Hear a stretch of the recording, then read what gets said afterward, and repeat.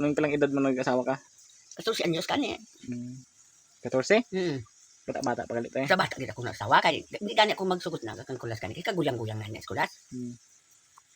Ay puno kay pinakasayi kami mga pinanggan ni mama.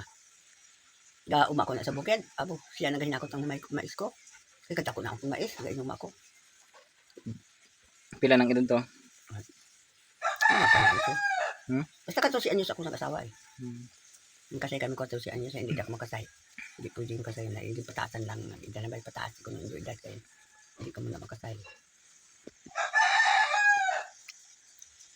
Ay, kaluwi ka ng Diyos eh. Mahalin ka kayo. Ay, masyado mainom ito. Tawo. Inulooligan ako ito. Mainom ito. Tuba naman ito ininom. Ano to sinong kapananggot ikaw? Kung amat na akong kapananggot.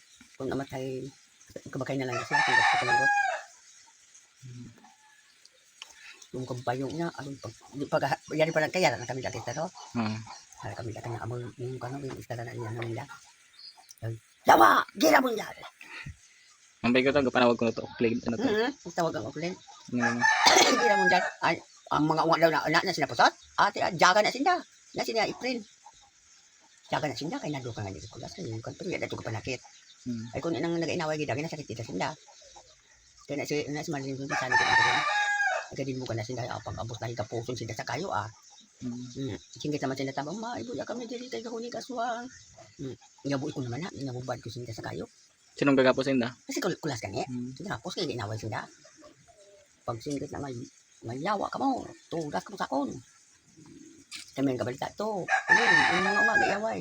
Basta inaway? Ay ilang nga ni mga umaga nila. Nakapag-apos tayo gapuso guyorong sa kayo kagapuso PC May, gamuling aswang buyanay kumay. Siyempre na luoy ka na nanay. Yung baron mo gito